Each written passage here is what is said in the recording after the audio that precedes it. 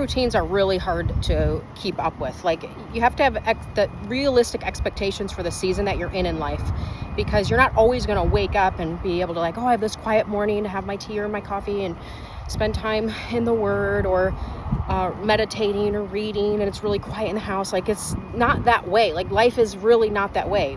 Some mornings you don't get up in time, your kids are up before you, you're rushing, or you're trying to get stuff done. So you just have to create these realistic routines and give yourself some grace. Like, some mornings people are like, well, did you get your mind right first? I'm like, no, because I woke up and my son had a boil under his armpit. I had to put castor oil on and he was in pain. And then I went in the kitchen to start some breakfast and I bumped the knob on the stove by accident and gas was coming out, and I didn't know for 30 minutes until I got a massive headache.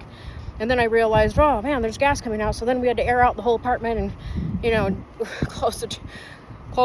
open the doors and get everything in order. I'm like, no, that's how my mornings start. Some mornings are like that.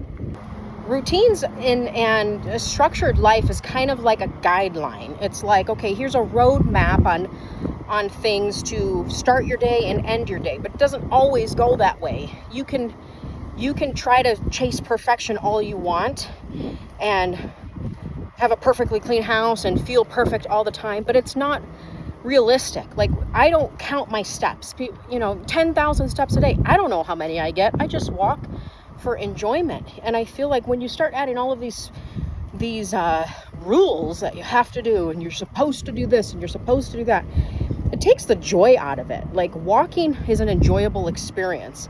Yes, the more you walk, the better it is for you, but it shouldn't become like this massive to-do. If you didn't get this, then that's why. And I've had well-meaning people tell me, well, you're going through problems because you don't go to church on Sunday. I'm like, that totally contradicts the gospel. It totally contradicts everything. The Bible says it's going to rain on the just and the unjust. Everybody faces problems. And, and then when you go to church, it's like, well, you're not going enough. You're not plugged in. You better get plugged in. I'm like, your relationship, if you're a Christian, your relationship with Jesus is a daily walk. It's a walk. It's a relationship. It's a walk. You're walking daily. You're communicating. You're trusting. You're relying on. It's not this, oh, I have to do this in a specific way all the time because this is what society says I should do, and this is what society says how I should live this way. Even in marriage, some marriages, the wife is stronger in some areas than the husband is. In some areas, the husband's stronger than the wife is in some of those areas. It's different. All marriages look different. All families look different. Things look different. But if you keep a roadmap and you keep kind of like a guidebook on, okay, this is our non-negotiables, specific non-negotiables, then it doesn't matter if you're like, okay, I want to read, like I like to read Jesus Calling every day. Sometimes I read it in the morning, sometimes it's right before bed, sometimes it's in the middle of the day. Like, it doesn't really matter, because it doesn't matter. Some days I don't read it. Some days I miss it, I forget, or I skip it. It's like, you can't beat yourself up because you're not doing everything perfectly and everything, correct. You have to, you're dealing with life, and especially when you have kids or you have a job, like we all are, most of us are doing something. We have some type of duty or obligation. And so the key is to remove the things, the distractions. So if you're getting up and the first thing you do is hit social media, okay, well, maybe you can move some things around that might make you feel a little bit better in the morning than jumping on in social media right away. But hey, maybe you only have a few moments and that's your time to get on and connect, and that works for you. So there really is no right or wrong way, as long as you are, maintaining and you're doing what you need to do on a consistent basis. A lot of the trend right now with this slow living, or this way of, I'm waking up and I'm having my coffee, or I'm doing this, like, I'm thinking, well, how are you paying for that big house? How are you able to do all of those things? Clearly somebody's producing to do that. The spouse is producing, or you inherited money or something, because not everybody, and a lot of those people, they don't have kids. They're like, well, this is my goal for my walk, I do this, I go get my nails done and my hair done and all that. Yeah, well, you probably don't have kids. And if you do, maybe they're older. I don't know, but it is a little bit unrealistic. So you have to work with the season that you're in. If your kids are little toddlers, I know some parents, their kids have health needs that they have to tend to, and marriage can be difficult if you have different backgrounds, cultural backgrounds. There's blended families, there's all kinds of different things. So depending on the season that you're in, you do what you can, and you do it to the best that you can. That's the key thing, is whatever you're doing, do it to the best. Do it with excellence. Like when I clean, I like to have, I can't stand dirty toilets. I just can't stand it. If there's a little splatter of poo in the toilet, I'm like, ugh, I'll stop what I'm doing, put a glove on. I got to get that splatter of poop out. I just can't stand looking at it. Why do those things with excellence? Whether it's cleaning the toilet or it's doing my kids' school, I'm 100% in. I'm all in. Same with my design work, same with my fitness, all of it. Whatever you're focused on, you got to be all in. Whatever you're doing, you're all in on that thing. You're working with excellence, and the details always matter. Sloppy details show because they produce sloppy results. Sloppy results create, you can see the difference with sloppiness or somebody who takes their job really serious. In almost every industry, you could tell the difference. This person really cares. It's precise. This measurement's precise. That you don't take off the artwork and there's 50 holes underneath. Man, this person, clearly they don't know what they're doing. So that's the difference. It's always those little details that make somebody. It's just like a doctor, a brain surgeon. It's the ones that are a little bit better. They're a little bit more precise. That's what separates the good from the great, I believe, than the exceptional. So whatever industry you're in, whether you're a janitor, you're a caretaker, you're a homemaker, you're whatever it is you're doing, you do it with excellence, and you do it unto the Lord, and that should make you do it with excellence, because those details matter. Even if nobody notices, God notices, and you can walk away from that, go home for the day and go, I did a really great job. You were all in, you did your best. In certain seasons, your best might be just getting out of bed and taking a shower. Depending on the season you're in, it looks different for everybody. Your best doesn't have to be, I ran a marathon every single day, or I exceeded and excelled in everything. Not every day you're going to do that. And so sometimes your best is just having a good attitude if your body's in pain, smiling, thanking God for all of the wonderful things, even if things aren't going right. That takes a lot of strength to act and function when things in life are contradicting to how you feel. That takes a lot of strength. Or things are really struggling, but yet you're helping somebody else. That takes strength, to do. And so you got to give yourself a little bit of grace depending on what season you're in, but you also have to make sure you're held accountable and you don't wallow in anything for too long. There's seasons for sorrow, there's seasons for grieving, there's seasons for joy, there's seasons for there's seasons for everything. And sometimes those seasons last a little longer than others. And that's okay. You take the time that you need, but just be careful that 10 years don't go by and you're stuck in the same season because you're grieving or you're wallowing over something that has already happened and you're not moving forward from it. That could be an issue. Not lingering in a past season. So you have to know, one of the things that I have learned is when a season ends, the easiest way that I could tell is I'm like, there's no grace on this season. The grace is like the oil. It's like, okay, this is working. This is this time in our life, things are moving. When the grace is lifted, sometimes that's an indicator of God saying, okay, it's time to move on. You got to get out of this season. Things are shifting. You need to shift too. You're going to miss an opportunity if you don't. If you don't move forward, you can miss an opportunity that He has for you. So you have to be willing to get going. Don't get stuck. This is why I've always liked to beckon a new season. It's the middle of summer, it's hot. I'm already thinking about fall and Christmas. Some people say that's rushing. I like the anticipation of what's to come. I like that. To me, that's a season. It's the anticipation of the season. I'm still physically in the summer season, so it's not like I'm missing this or, you're rushing through summer. No, I'm not. I'm outside. It's 100 degrees. I can feel it's summer.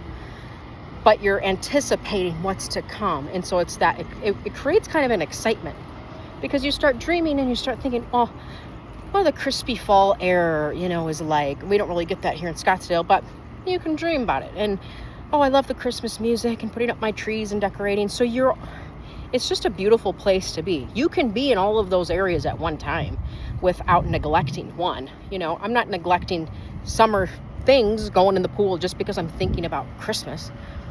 So anyways, another topic, but again, for me, I don't like lingering in a season. I like to beckon the new season that's coming. I think it's exciting and it's enjoyable, and it gives you something to look forward to. And I always feel like I'm always a little bit ahead, and that I personally like that. But in reference to routines that you might be used to, sometimes you have to break out of those routines to create new ones and new healthy habits and just a new way of doing things. If you're shifting things around, you're flipping things around, you're like, well, I used to do this, now I'm going to do this. It's going to feel really odd in the beginning, because it's not going to feel normal to do those specific things that you didn't, that you haven't done. It's going to feel awkward at first. Anytime you're creating new neural pathways in your brain, it feels weird because you're doing things you haven't done before. It's like, well, I never took this way to work before. I always take this way. Well, try it, So you don't know until you try. You have to be willing to change. You have to be willing to, if you want to experience new things, you have to be willing to do things different, because routines and habits can control our life. And then years go by and you're like, wow, I haven't really done anything different. Sometimes you have to uproot yourself and force yourself to change. That's what we did. Like, I had such strong habits that in order for me to change those habits, I had to uproot to change those habits. I had to force myself to change. I had to force things to be different, because otherwise they would have stayed the same. That's how strong our habits are. That's how strong things are.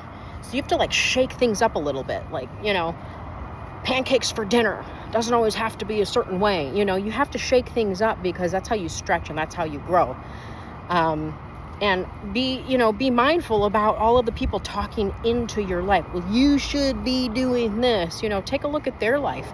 And honestly, sometimes they're really good meaning people, and they want to share their opinion or share their advice, but if it's not advice, opinions and advice are two different things. Advice you take from somebody who either has what you want, or they've gone through what you've gone through, and they're navigating through themselves, and they want to have some advice on how to navigate through that season or that time in their life. Opinions are just opinions. Oh, I think you should do this. And they can stem from all kinds of different places. Pride, arrogance, insecurity. They could stem from ignorance.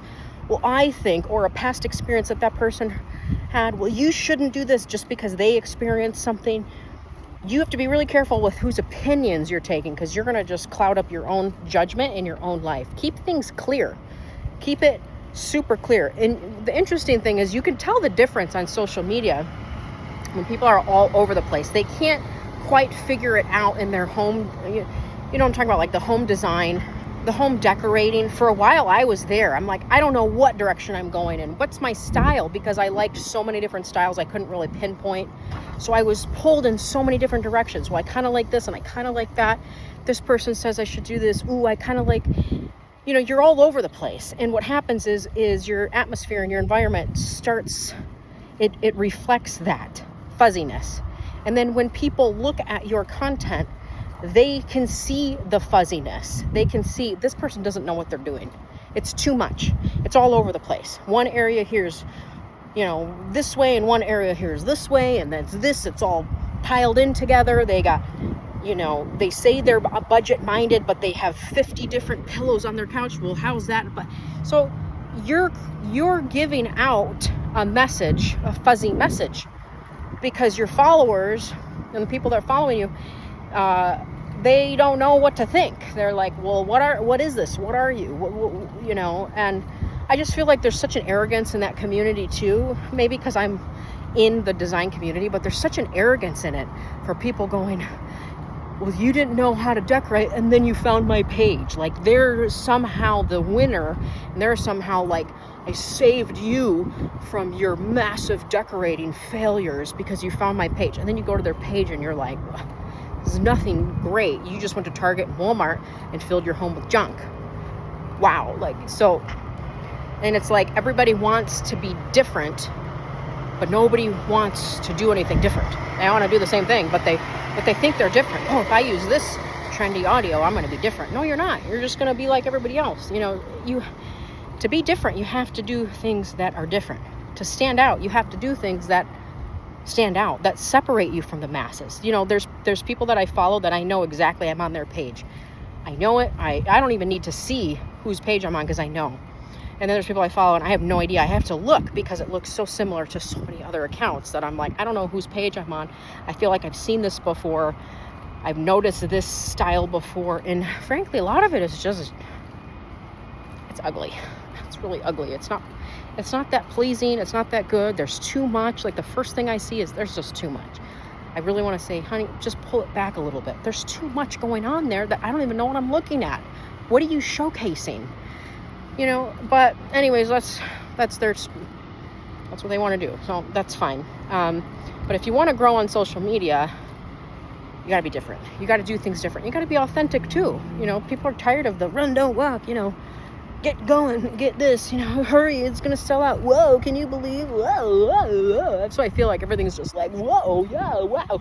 Can you believe I got this at Walmart? Wow, non-slip bath mat. I feel like I'm in a nightmare. Non-slip bath mat.